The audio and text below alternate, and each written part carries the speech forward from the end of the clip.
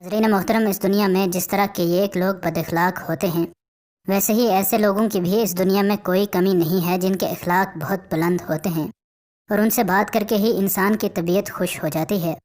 بعض لوگ چاہے ان کے ساتھ جیسے بھی بات کریں وہ برے اخلاق سے ہی پیش آتے ہیں، لیکن بعض لوگ ہر حال میں بڑے ہی پیار اور محبت سے بات کرتے ہیں۔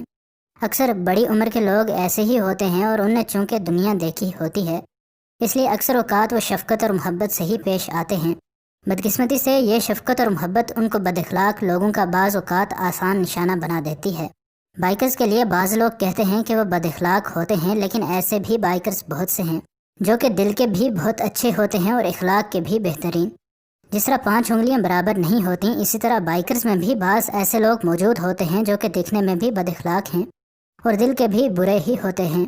ایسے ہی یہ بائکرز بھی تھے اور انہوں نے اس بوڑھے کے بارے میں سوچا کہ وہ اس کی بآسانی بےعزتی کر سکتے ہیں اور یہ اپنے بڑھاپے اور کمزوری کی وجہ سے ان سے بدلہ نہیں لے سکے گا، لیکن انہیں کیا معلوم تھا کہ یہ بوڑھا کوئی عام بوڑھا نہیں ہے اور جو بدلہ وہ ان سے لے گا وہ برسوں اسے یاد رکھیں گے۔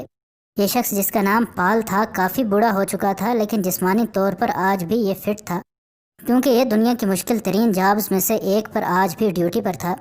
اس نے اپنی عمر میں کئی طرح کے لوگ دیکھے تھے، اس لیے اس کو پتا تھا کہ کس شخص کے ساتھ کس طرح کا برتاؤ کرنا ہے۔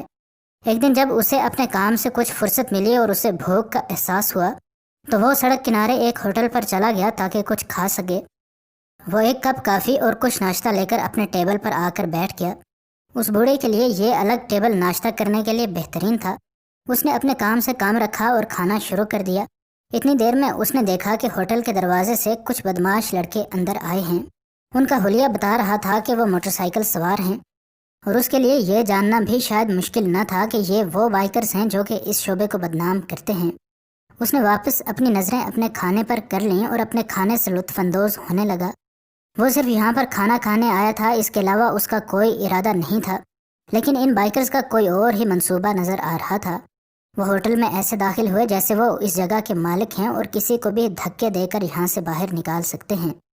انہیں ہوٹل میں ادھر ادھر نگاہ دوڑائی اور جب انہیں اس بوڑھے کو دیکھا تو انہیں اپنے اس کام کا نشانہ بنانے کے لیے اس بوڑھے شخص سے زیادہ کوئی مناسب شخص نہ لگا، کیونکہ انہیں پورا یقین تھا کہ یہ بوڑھا انہیں کوئی جواب نہیں دے سکے گا۔ ان میں سے ایک بندہ اس بوڑھے کے پاس آیا اور بڑی ہی مغرور نظروں سے اسے دیکھ کر اپنا سگریٹ اس کے کھانے میں ڈال دیا۔ یہ بد اخلاقی کرنے کے بعد وہ چلا گیا اور ہوٹل کے ایک ٹیبل کے ساتھ لگی کرسی پر بیٹھ گیا۔ اس بوڑھے کا چہرہ اس کے دکھ کا بتا رہا تھا، لیکن ابھی کچھ مزید ہونا باقی تھا۔ دوسرا بائکر بھی ادھر آیا اور اس نے بھی اس بوڑھے کو نشانہ بنانا چاہا۔ اس نے اس بوڑھے کی کافی میں تھونک دیا۔ اس بوڑھے کے لیے اتنی بڑی بےعزتی برداشت سے باہر تھی اور اس کے لیے نہ تو کچھ کھانے کو بچا تھا اور نہ ہی پینے کو۔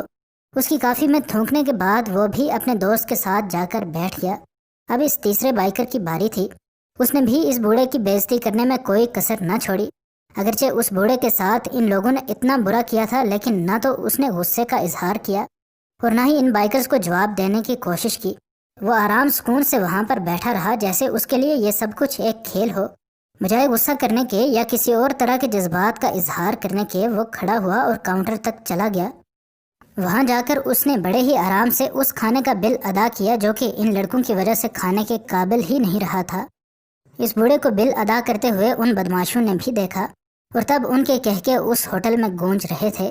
اس بوڑھے نے ان لڑکوں کا کچھ بھی نقصان نہیں کیا تھا یا پھر اس کی ان کے ساتھ کوئی دشمنی نہیں تھی، لیکن ہوٹل میں موجود باقی لوگوں پر اپنی اس برائے نام بدماشی کی دھاک بٹھانے کے لیے ان نے اس بوڑھے کو بلی کا بکرا بنایا تھا۔ وہ بوڑھا بل ادا کرنے کے بعد ہوٹل سے باہر نکل گیا۔ اب یہ بائکرز خود کو اس ہوٹل کا بادشاہ سمجھ رہے تھے اور انہیں یوں لگ رہا تھا جیسے کہ وہ جیت چکے ہوں۔ اس ہوٹل پر موجود تمام لوگوں نے ان بائکرز کی اس حرکت کو دیکھا تھا۔ اس ویٹریس نے بھی ان کی اس حرکت کو دیکھا تھا جس نے ان سے آرڈر لینے جانا تھا، اور اس بد اخلاقی کے بعد اسے اپنا انجام بھی مختلف نظر نہیں آ رہا تھا، لیکن چونکہ یہ اس کا کام تھا اس لیے اسے پتا تھا کہ اسے یہ کام کرنا ہی ہوگا۔ وہ بادل نخواستہ ان بدماش گنڈوں کے پاس چلی گئی۔